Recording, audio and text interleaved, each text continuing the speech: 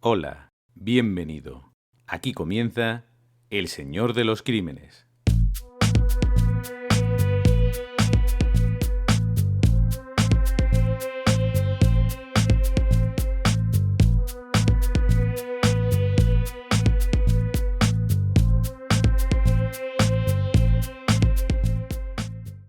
¿Qué tal estás, querido amigo? Imagino que como todo el mundo, conmocionado por el asesinato de este niño de 9 años en Lardero, en La Rioja.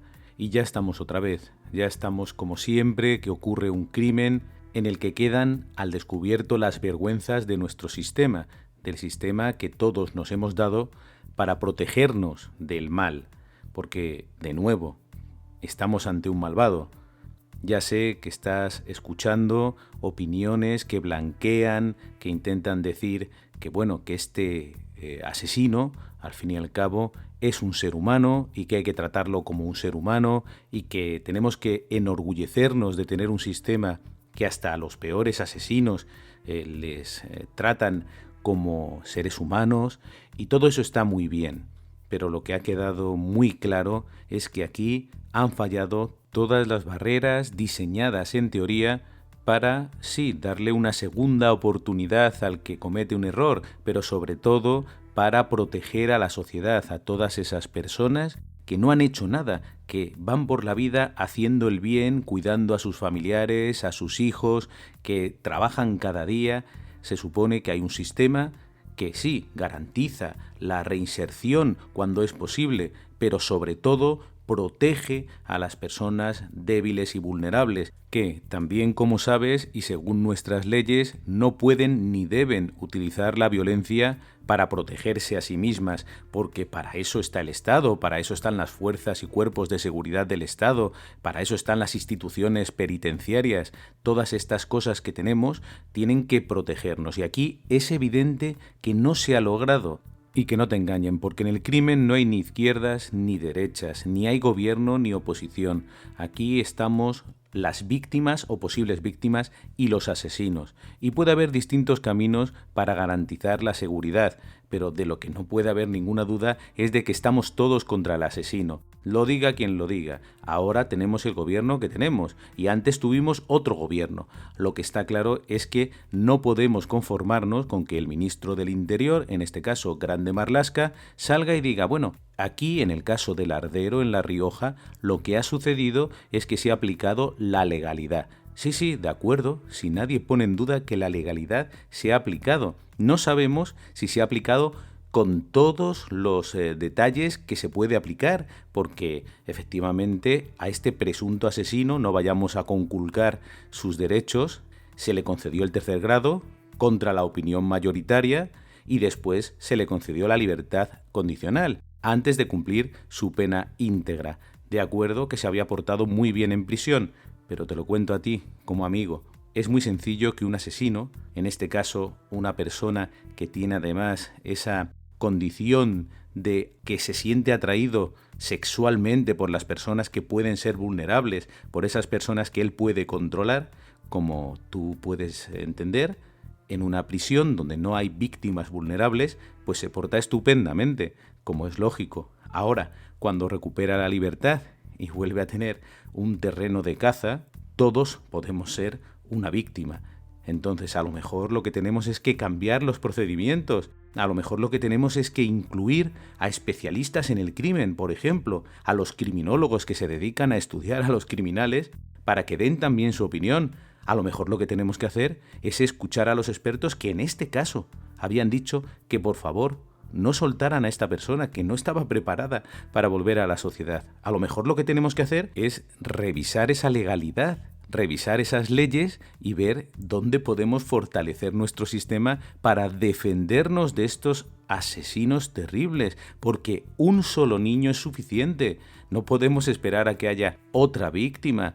No podemos quedarnos en esto se ha hecho razonablemente bien, estamos dentro de los marcos que nos hemos concedido. No, oiga, un político lo mínimo que debería hacer en este caso es decir, oigan, estamos viendo que la sociedad está enardecida. Vamos a revisar este caso, vamos a ver si en casos futuros podemos aprovechar este conocimiento que nos da esta cosa tan terrible para que no vuelva a suceder. Vamos a revisarlo. No vamos a decir: no, lo hemos hecho todo muy bien, ¿qué podríamos haber hecho mejor? Es verdad que avisaron a la Guardia Civil de que había un señor por allí merodeando, pero claro, ¿qué íbamos a hacer? ¿Poner un policía, un guardia civil o un policía local en cada esquina?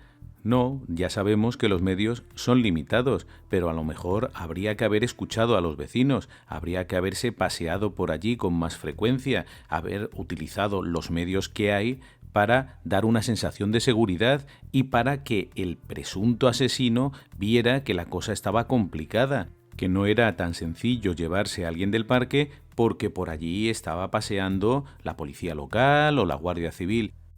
Ya sabes, querido amigo, que los medios son los que son. No podemos pedirle tampoco peras al olmo. Hay los guardias civiles que hay en esa zona, hay la policía local que hay, pero siempre podemos utilizar lo que tenemos para favorecer la seguridad.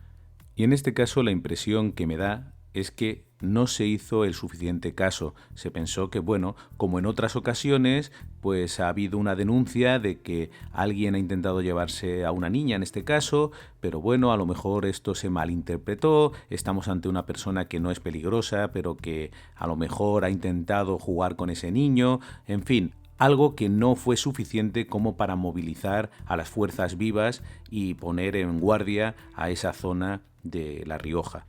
Yo no me dedico a eso, a repartir los medios policiales, pero quizá el haber puesto a un coche de la policía local o a un coche de la Guardia Civil a patrullar con cierta frecuencia por allí durante unos días, igual hubiera retraído al asesino. Ya no lo sabremos, lo que está claro es que no se hizo, y lo digo porque los vecinos de Lardero se quejan de que nadie les hizo caso y que había un clamor, que eran varias las personas que decían que por allí había un tipo extraño que miraba a los niños y que ya se había intentado llevar a varios. Como mínimo tenemos que hacer autocrítica. Y lo que no debemos consentir es que nos repitan lo de que no hay que juzgar las cosas en caliente desde el punto de vista emocional, que no hay que legislar justo después de que haya ocurrido una cosa de estas, porque entonces perdemos la perspectiva. No podemos quedarnos con sí, se ha hecho según la ley lo que había que hacer y a veces pasan estas cosas. Y bueno, pues si te toca a ti, ya sabes que tienes poco que hacer. Y luego me hace mucha gracia esos comentarios que a veces me llegan de no, claro, es que estáis haciendo un juicio paralelo.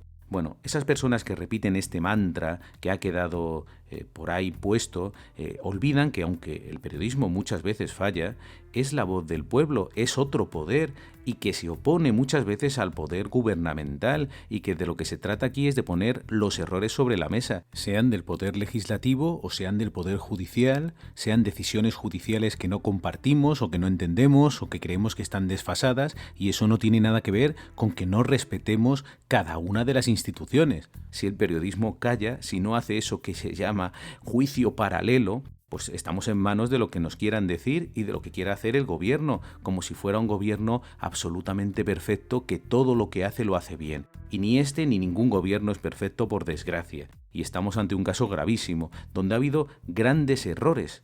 Y me dirás, ¿qué errores conforme a la legalidad vigente? Bueno, no, es que la legalidad vigente se puede cambiar, se debe revisar y se hace conforme a estos casos, como teníamos que haber cambiado en su momento la ley del menor cuando ocurrió el caso Sandra Palo. Claro que hay que legislar en caliente, porque cuando ocurre algo que nos hace ver que la ley que hay no es suficiente, pues hay que moverla, hay que revisarla, hay que ver si se aplica, hay que ver si se puede aplicar de una manera más precisa, si se puede hacer alguna corrección. No se trata solo de endurecer la ley, se trata de ver si es adecuada al tiempo que vivimos, a los malvados que nos rodean.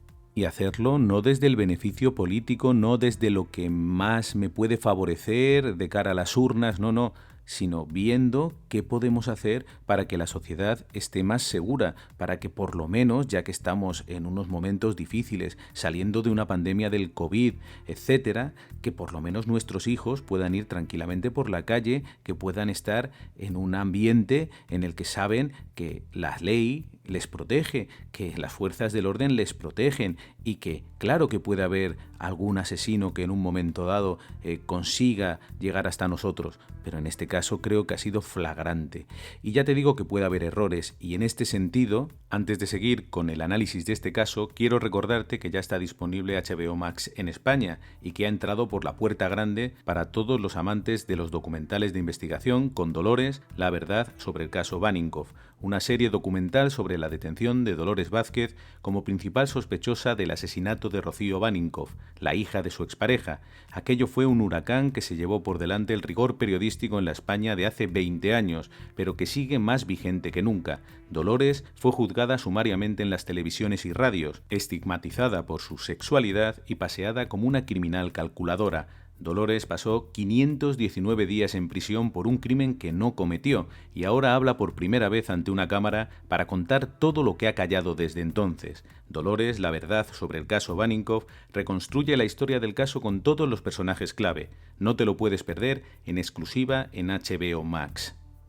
Todos cometemos errores, la prensa, la justicia, los políticos, pero hay que estar dispuestos a intentar enmendarlos, hay que tratar de aprender del pasado y tratar de mejorar. No se trata de señalar, no se trata de decir, aquí hay unos culpables del asesinato de este niño. No, el asesino es el único culpable, en eso estamos todos de acuerdo, pero hay que intentar poner los medios para que estas personas que, no lo neguemos, a ti no te puedo engañar, están en nuestra sociedad. El caso de este hombre no es único. Hay muchas personas que han recuperado la libertad después de haber cometido delitos terribles y están ahí como bombas que pueden explotar en cualquier momento. Te puede tocar a ti, me puede tocar a mí. No, bueno, es que normalmente estas personas pues no reinciden o son muy pocas las que reinciden. Todo eso está muy bien, pero quizá si pusiéramos un poco más de interés, evitaríamos que las personas que tienen tendencia a reincidir tengan la oportunidad de hacerlo. Y quizá ese tipo de análisis que podrían hacer, por ejemplo, los criminólogos, complementando, por supuesto, los informes que ya se hacen de carácter médico, de carácter jurídico y legal, pero, por supuesto, una visión desde la criminología, donde se está poniendo el dedo en la llaga de el criminal, su manera de actuar y sus posibilidades de reincidir, sería muy útil, te lo puedo asegurar. Lo que ocurre es que, como en todo el mundo, como en todos los países, cuesta mucho mover cualquier cosa, porque eso implica tocar los egos de muchas personas que participan en el proceso, mover a nivel político determinadas cosas. Hay cosas que parece que no puede hacer un determinado partido y tiene que hacerlo otro. Entramos en esas peleas que si tú eres muy de izquierdas, tú eres muy de derechas, y todo eso al final perjudica lo que de verdad nos interesa, que es proteger a la sociedad, ni más ni menos. En este caso, en el crimen del Lardero, tenemos a un presunto asesino llamado Javier Almeida, un hombre que estaba en libertad condicional desde abril del año 2020. 2 meses antes obtuvo el 3er grado. Había cumplido 23 de los 25 años a los que había sido condenado por asesinar a una mujer a la que violó y luego le clavó una navaja en el corazón en el año 1998. Ahora repasaremos exactamente los hechos. Almeida cumplía todos los requisitos fijados por el Código Penal para acceder a la libertad condicional. Primero, tenía que haber cumplido 3/4 partes de la condena. Hecho, tenía buena conducta. Lógicamente, porque en la cárcel era muy difícil que encontrara una víctima vulnerable. Y la tercera condición era haber obtenido el 3er grado, algo que logró a pesar de que los informes eran desfavorables. Pero en fin, ahí estaba, en la calle, después de haber abusado de una niña de 13 años y de haber cometido un crimen terrible. Porque sí, su carrera criminal había empezado en el año 1989. En ese año se acercó a una muchacha de 13 años y la engañó diciéndole que su madre se había puesto enferma. Logró llevarla hasta su piso. Allí la ató en una silla y la asfixió hasta que perdió el conocimiento. Por lo que se sabe, no hubo penetración, pero sí agresión sexual, y fue sentenciado a 7 años de prisión. Almeida, al que apodan el Mortadelo, volvió a la calle en 1997 y en 1998 cometió un crimen salvaje. Ocurrió el 17 de agosto de 1998. Se citó con una agente inmobiliaria en un piso que en teoría le interesaba. La mujer llegó allí a las 8:30 de la tarde sin sospechar que se había citado con su asesino. Según la sentencia, todo ocurrió de la siguiente manera. Confiada por conocer al acusado, dejó el bolso y el paraguas en la entrada y se dirigió, seguida por el acusado, hacia las habitaciones interiores de la vivienda y, en concreto, hacia la existente en el fondo a la derecha, en la que había 2 camas, lugar donde el acusado súbita e inesperadamente empujó por la espalda a la víctima, que cayó sobre la cama en posición de boca abajo y perpendicular a la misma, abalanzándose sobre ella, sobre su espalda e inmovilizándola de ese modo, con el fin de evitar que pudiese defenderse e incluso de poder pedir ayuda o auxilio al tener la boca sobre la cama. El acusado procedió con una navaja a dar diversos pinchazos y cortes en la zona occipital cervical, dorsal superior, rostro y cuello, causándole un total de 17 heridas, todas ellas superficiales o de escasa profundidad, a excepción de una de ellas consistente en un corte que le seccionó las glándulas tiroideas y la tráquea, suficiente para causarle la muerte por shock hemorrágico de no haber recibido asistencia médica. Seguidamente el acusado dio vuelta al cuerpo, que quedó sobre la cama en situación boca arriba, a la que dio nuevos cortes en el mentón y la línea mamaria, así como una mordedura en los labios, quedando la víctima en este estado herida y con grave padecimiento. A continuación, el acusado le clavó el arma blanca en la región precordial, directamente sobre el corazón, que le produjo la muerte inmediata por taponamiento cardíaco y shock hemorrágico.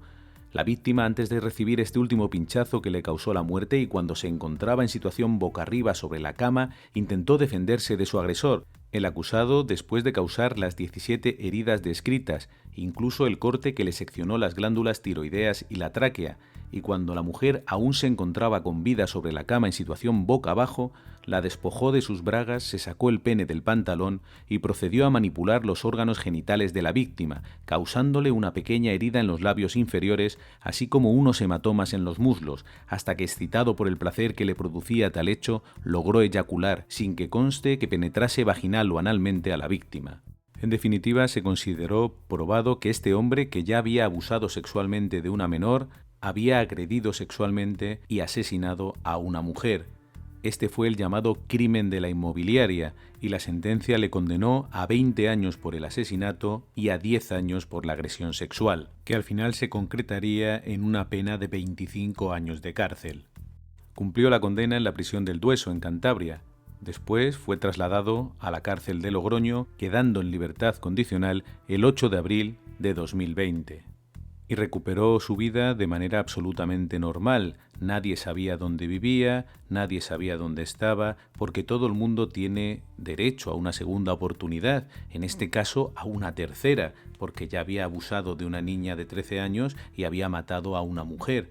Pero bueno, ahí estaba, en total libertad y sin que nadie pudiera decirle absolutamente nada, a pesar de que, según los vecinos, se paseaba por esa zona del Lardero buscando una víctima propicia. Hay varias personas que dicen que este hombre se acercaba a las niñas porque lo que buscaba era niñas para decirles que tenía pajaritos o cachorritos en casa y que si iban con él, pues él podría incluso regalarles uno de estos cachorritos o uno de estos pajaritos. Alguna madre incluso llegó a presentar denuncia diciendo que se le había acercado a su hija un extraño tratando de llevársela, algo que da verdadero miedo.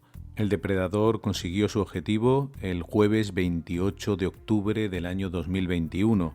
Alex, de 9 años, había ido a celebrar el cumpleaños de una amiga. Sus padres y su hermano estaban en un local muy próximo al parque en el que él jugaba. Allí, al parecer y presuntamente, este hombre, Almeida, se le acercó y le dijo que si iba a su casa le podría regalar un cachorrito, y el niño se fue con él. Alex iba disfrazado de niña del exorcista y puede ser que el agresor se confundiera. Él siempre había intentado llevarse a niñas, sus víctimas anteriores habían sido mujeres, pero en este caso quizá esa peluca le confundió. Inmediatamente los padres y el barrio entero se pusieron a buscar al niño y solo pasaron unos minutos. Un vecino se encontró con Javier Almeida en el rellano frente al ascensor y le dijo: «¿Qué haces con ese niño?». Almeida lo tenía en brazos ya exánime. «Me lo ha traído una amiga y se me ha desmayado». Aquello era difícil de creer, especialmente por las marcas evidentes que tenía el niño en el cuello. Inmediatamente llegó la Guardia Civil y tuvieron que hacer verdaderos esfuerzos para evitar que los vecinos lincharan al presunto asesino. También gritaban los vecinos contra la Guardia Civil porque entendían que no habían hecho caso a las madres que se habían personado en el cuartel para decir que había un tipo raro que estaba intentando llevarse a una niña. En estos casos es muy difícil mantener a raya la ira. Javier Almeida había sido analizado durante el proceso por el crimen de la inmobiliaria y se había determinado que no tenía perturbadas sus facultades mentales. Todo lo contrario, era un hombre bastante inteligente. Lo que quedó acreditado durante ese juicio es que era un hombre peligroso. Su propio abogado defensor llegó a decir que era muy posible que volviera a matar, y él mismo, Javier Almeida, decía que se consideraba una amenaza para los demás y para sí mismo. A pesar de todas estas cosas, se han seguido los pasos concretos estipulados en la ley, se han seguido todos los protocolos, se han hecho los test y los análisis convenientes y tras cumplir todos los requisitos, se ha puesto a este hombre en libertad.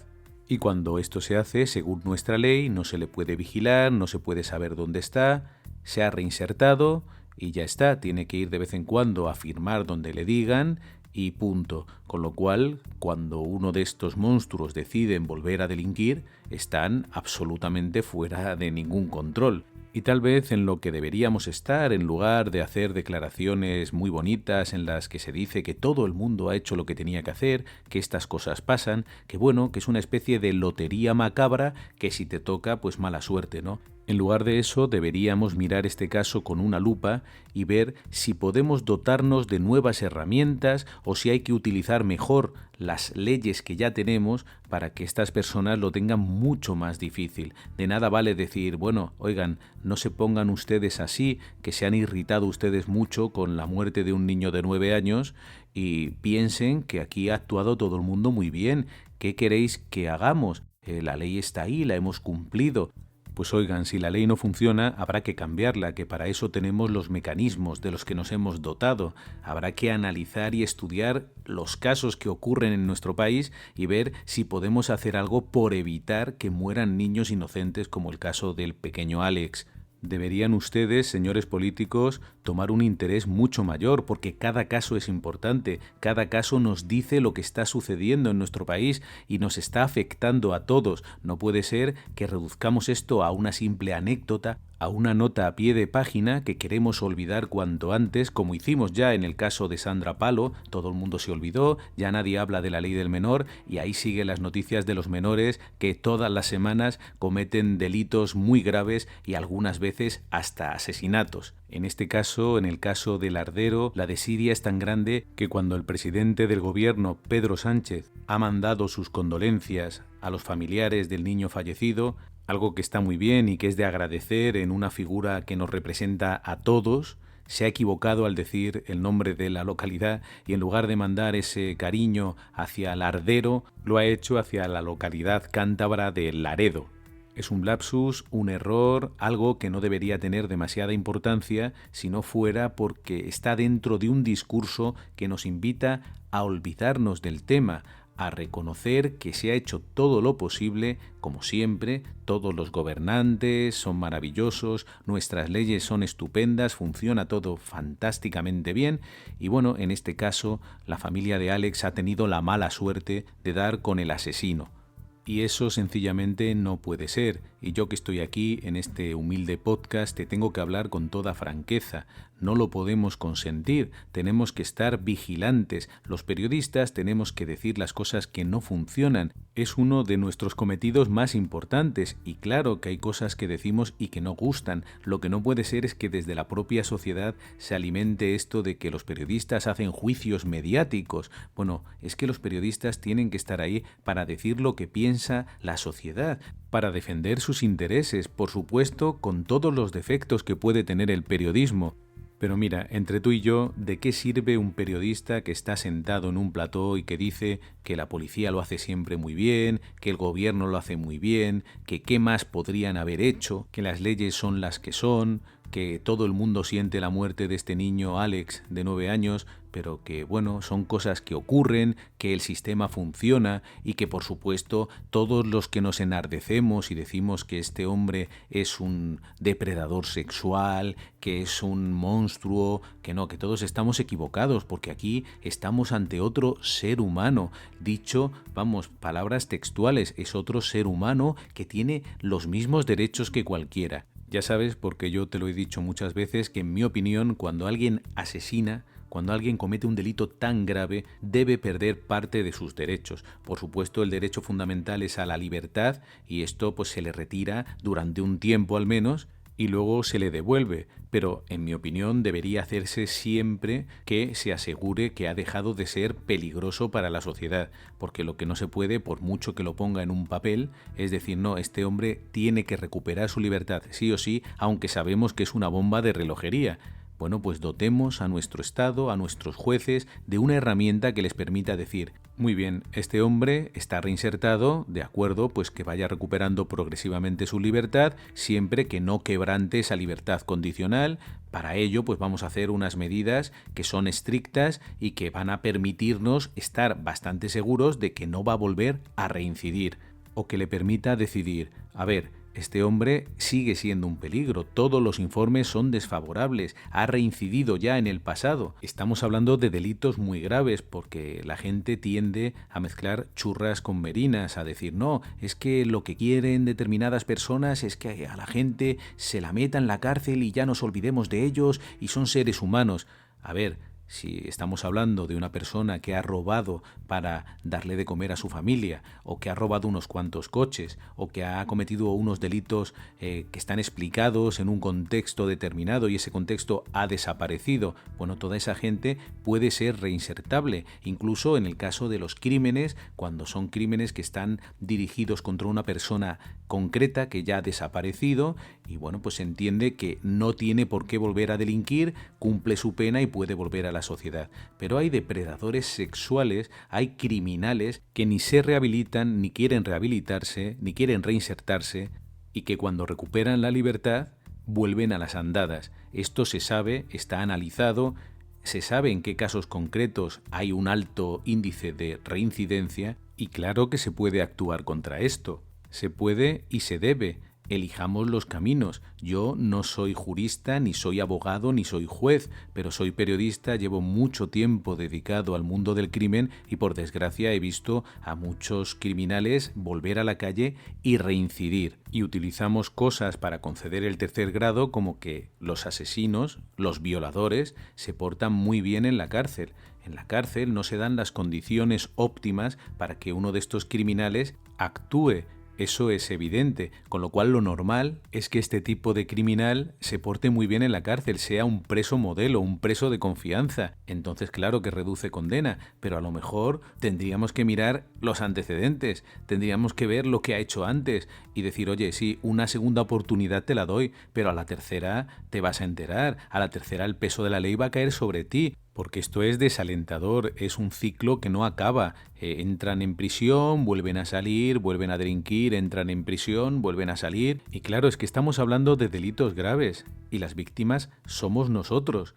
Yo te lo digo en confianza, no puedo entender muy bien a esas personas que cuando hay un caso como este se atreven además con la presión social que hay a dar estas opiniones diciendo que bueno, que el asesino también merece que la sociedad lo trate bien porque es un ser humano y tenemos que arroparlo y tratar de reinsertarlo. Me parece que tiene un mérito descomunal encontrar argumentos a favor de un hombre que acaba de matar a un niño presuntamente, pero vamos, que lo encuentran con él en los brazos, que es un hombre que ya ha cometido delitos muy graves anteriormente y que pinta muy mal. Pero vamos, que es bastante llamativo que haya toda una corriente de opinión que salga a socorrer al asesino, a decir que hay que poner todos los medios para que esas personas puedan recuperarse justo cuando el cuerpo está caliente y cuando nos dicen que precisamente no tenemos que ejercer esta presión, que no tenemos que hacer juicios paralelos,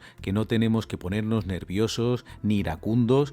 nada, tenemos que ser absolutamente fríos y decir, no, es que somos tan buenos que lo que hacemos es cuidar al asesino, que la víctima ya se ha marchado y nosotros en esta sociedad tan avanzada y tan moderna lo que hacemos es lo contrario de lo que se hacía anteriormente, que era salir a la calle y linchar al asesino a patadas y a golpes. Nosotros ya no somos esos brutos. No, hemos evolucionado hacia ponerle unos almohadones al asesino y decirle, bueno, oiga, dentro de 20 años igual puede usted volver a salir y esperar 15 o 16 meses y volver a hacer lo que a usted le parezca. Y nosotros volveremos a echarnos las manos a la cabeza, pero como la ley es así, pues no podemos hacer nada. Y bueno, pensar en cambiarla es que me da una pereza que no me atrevo. Así que bueno, voy a cerrar los ojos. Si ya pasó la tormenta de lo de Sandra Palo, imagino que esta pues también pasará. Y con suerte, pues no tendremos que lamentar más víctimas en los próximos meses, porque a eso tenemos que encomendarnos, a la suerte, o a Dios, o a lo que sea, porque la ley es la que es.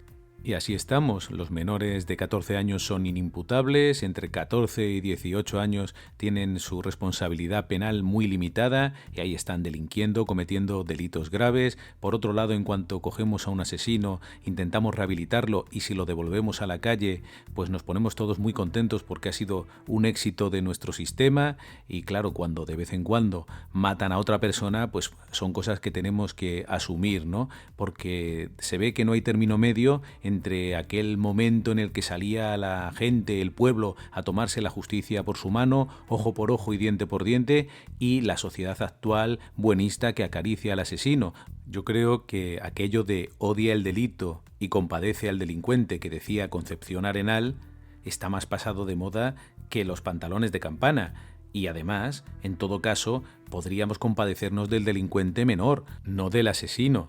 Aquí en todo caso tenemos que hablar de odia el delito y compadece a la víctima, porque la víctima es la gran olvidada. Ya estamos dejando de lado, incluso a pocos días de haberse cometido el crimen, a la víctima, a la familia de la víctima, y ya estamos centrados en intentar blanquear al asesino, que al final parece ser que es una víctima de su entorno y de sus condiciones y de la propia sociedad, ¿no? Es aquello que casi parece un chiste de no señoría, no he sido yo, es la sociedad, ¿no? Bueno, aquí hay que asumir la responsabilidad, tanto el asesino, por supuesto, que es el único culpable del crimen, como el resto de las personas que rodeamos a este suceso y que tenemos que trabajar unidas para evitar que esto vuelva a suceder, porque el dolor que nos produce la muerte de Alex, igual que la que nos produce la muerte de cualquier persona asesinada, es muy difícil de sobrellevar y una sociedad avanzada, desde mi punto de vista, no es la que acaricia al asesino y lo reeduca y lo devuelve a la sociedad y todos decimos, mira qué maravilla que este hombre que mató a no sé cuántas mujeres está ahora viviendo entre nosotros y es una persona estupenda. No, para mí una sociedad avanzada es la que sabe perfectamente cuáles son los buenos ciudadanos, las personas que no cometen delitos, que se esfuerzan, que luchan y que no le hacen daño a los demás y que se centra en defender a estas personas que son la gran mayoría. Y cuando alguien comete un delito muy grave, en este caso un asesinato,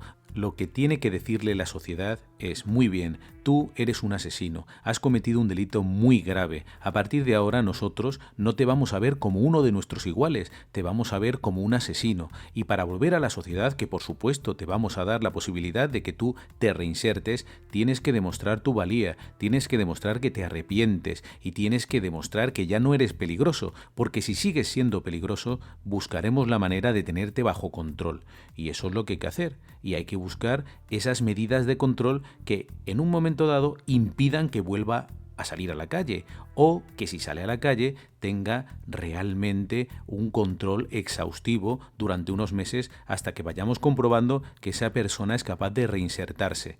Y por supuesto no pasaría nada porque los cuerpos y fuerzas de seguridad del Estado, en caso de violadores y asesinos reincidentes, tuvieran datos de por dónde se mueven, dónde viven, y aunque esta información no fuera pública, ellos la utilizaran en nuestro nombre para hacer los barrios y las ciudades más seguras. Naturalmente, esto no acabaría con el crimen, pero les daría a las fuerzas y cuerpos de seguridad del Estado una herramienta con la que trabajar. No se trata de que acosaran a estas personas que han recuperado la libertad, simplemente de que supieran dónde están y si surge algún problema pudieran ir a ver si estas personas tienen algo que ver, al menos durante un tiempo, hasta que se pruebe que no son peligrosas, que han comprendido lo que han hecho y que pueden reinsertarse y vivir entre nosotros. Lo que no puede ser es que a un león le digas que no puede comer carne y lo sueltes en medio de la sociedad, porque claro, a veces ocurre esto y no se puede estar experimentando, porque de momento hemos perdido a un niño y lo hemos perdido todos. Y eso no tiene remedio, pero podemos aprender de esto para mejorar en el futuro. Vaya por delante que yo admiro profundamente a las personas que trabajan con criminales, con personas peligrosas, a los psicólogos, a los trabajadores sociales, a los trabajadores de las instituciones penitenciarias, etcétera, etcétera. Son personas admirables y muchas tienen una enorme vocación y algunas consiguen que personas que eran muy peligrosas dejen de serlo o por lo menos estén más controladas. Pero sí que es verdad que hay que ser mucho más estricto a la hora de ver qué personas vuelven a la sociedad. Estoy hablando de los delitos muy graves, insisto, porque todo esto se tergiversa y ya te digo que se lleva a eso de que no, queremos tener a todo el mundo en la cárcel en cuanto cometes un error. Bueno, no, es que no estamos hablando de un error, es que de lo que estamos hablando ahora, de este crimen del Lardero en La Rioja, de este Javier Almeida, estamos hablando de un criminal reincidente, peligroso, que estaba todo el mundo avisado de que era un hombre peligroso, que él mismo decía que se sentía una amenaza, que su abogado defensor llegó a decir que era muy probable que este hombre volviera a matar, y aquí lo tenemos de nuevo. Y todos los responsables políticos dicen que hemos actuado dentro de la legalidad, como si eso fuera, no sé, un mantra o algo que nos tiene que hacer sentir bien. Bueno, oiga, si me parece muy bien la legalidad, lo que parece evidente es que ha fallado, ¿no? Ahí está este niño muerto y esta familia destrozada y toda la sociedad llorando y ese barrio que ahora mismo pues no puede vivir tranquilo y que se hace muchas preguntas.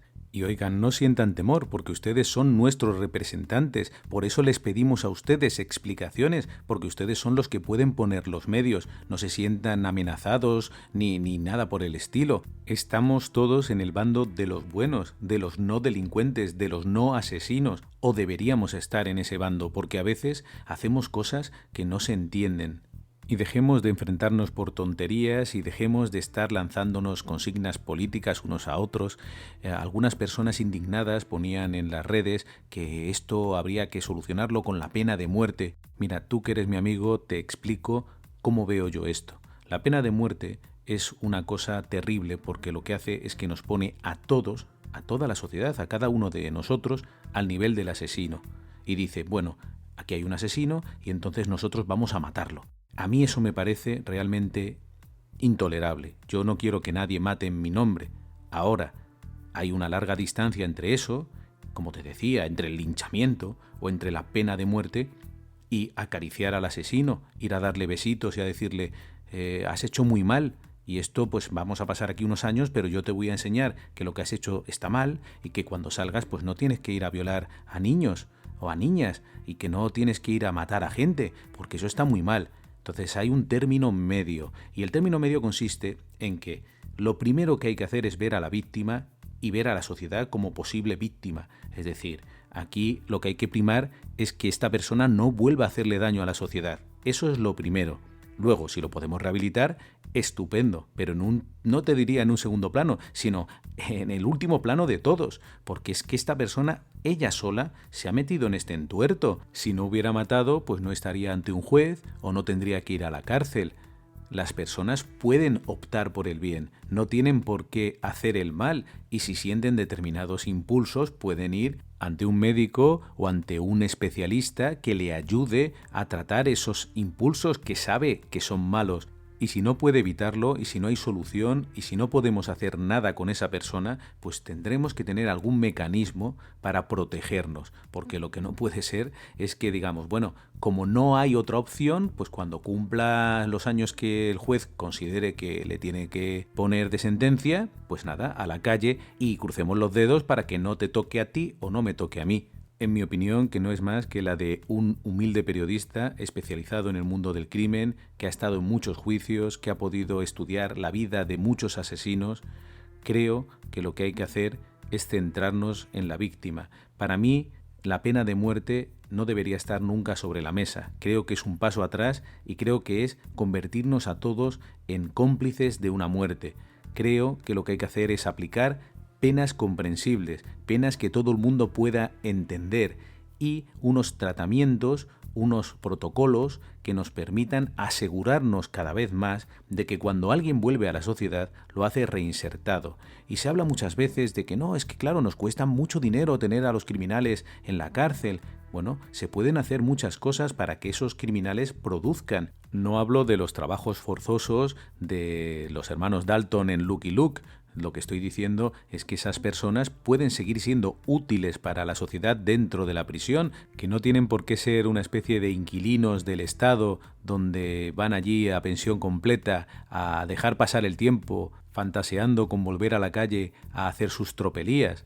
Ya sé que estar privado de libertad es un castigo muy duro, no lo pongo en duda, en especial para esas personas que han delinquido, pero que lo han hecho por unas circunstancias muy concretas y que no son ese tipo de criminal al que hoy nos estamos aproximando, ese asesino que puede ser reincidente, ese asesino malvado, cruel, que solo está pensando en sus propios intereses y en este caso que es capaz de matar fríamente a un niño. Presuntamente, porque no quiero conculcar ninguno de sus derechos. Estamos aquí en un Estado de Derecho y estamos todos muy orgullosos, como vemos en las declaraciones en los medios, ¿no? Estamos todos aquí intentando apuntalar con nuestras manos el Estado de Derecho. No vaya a ser que se nos vaya a ir la cabeza y miremos a un asesino como lo que es, como una criatura terrible que acaba de cometer probablemente el acto más horrendo que un ser humano puede llegar a hacer, ¿no? En estos tiempos es todo tan grotesco que es difícil explicarse realmente por qué determinadas personas dicen lo que dicen. Yo a ti que eres mi amigo y que vienes aquí de manera libre y te lo agradezco mucho porque podemos tener este tiempo juntos, te digo que aquí nos olvidamos de las víctimas, que estamos todo el día en la apariencia y que el asesino para mí está en un segundo plano. Es que no me interesa el asesino es un motivo de estudio para prevenir posibles comportamientos en el futuro. Debemos estudiarlos con atención para extraer ese antídoto del que siempre te hablo, ese que nos va a permitir ser más fuertes, protegernos, evitar que haya cosas como estas tan terribles, que un niño esté jugando en un parque infantil, venga un señor y se lo lleve. Te recuerdo que esto ha ocurrido siempre, siempre ha habido señores que han ido a los parques a buscar víctimas para abusar de ellas. A veces las matan y otras no, pero es algo que existe y que es difícil de erradicar y tenemos que combatirlo. Y para ello tenemos que estar todos unidos en esta idea de que el malo es el malo y los buenos somos todos los demás. Por eso te digo que el mal existe, pero los buenos somos más. Y olvidémonos de bandos políticos. Eso está muy bien para determinadas cosas. Está muy bien que cada uno tenga sus ideales y diga, no, pues es que yo prefiero la sanidad pública. No, pues yo prefiero la sanidad privada. Bueno, pues yo quiero que el dinero se invierta de esta manera. Bueno, pues a mí me parece que el dinero se debe invertir de esta otra. ¿De acuerdo? Y todo está sujeto a debates y eso es maravilloso. Si eso es lo bueno de una democracia y tener amigos de izquierdas, de derechas, de centro, gente que no vota. Si todo eso es fantástico. Lo que no puede ser es que convirtamos, por ejemplo, el asesinato de un niño en algo debatible, si no hay nada que debatir. Aquí hay un asesino que ha matado a un niño y todos estamos con el niño. Si es que no hay nada más que hablar.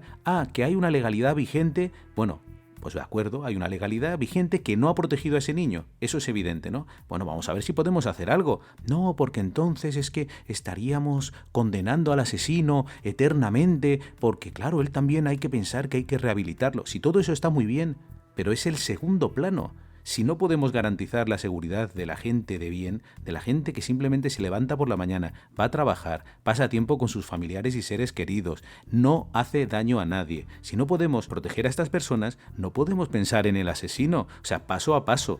Y está muy bien toda esa gente que se esfuerza a diario por intentar reinsertar a estas bestias. Pero no perdamos de vista que hay personas que no tienen remedio. Serán los jueces los que determinen, en todo caso, si Javier Almeida, de 54 años, es culpable del asesinato de Alex y si es así, cuánto tiempo debe pasar en prisión. No dejes que te engañen, el mal existe, de eso no te quepa ninguna duda, pero también de que los buenos somos más. Ya sabes que puedes contactar conmigo en mis cuentas de Twitter, @escrímenes y @fpcaballero, y en el correo electrónico elsenordeloscrímenes@gmail.com. También leo todos tus mensajes en iVoox.com. Querido amigo, ya sabes dónde estamos. Aquí, cada viernes, en El Señor de los Crímenes. Te espero en el próximo programa.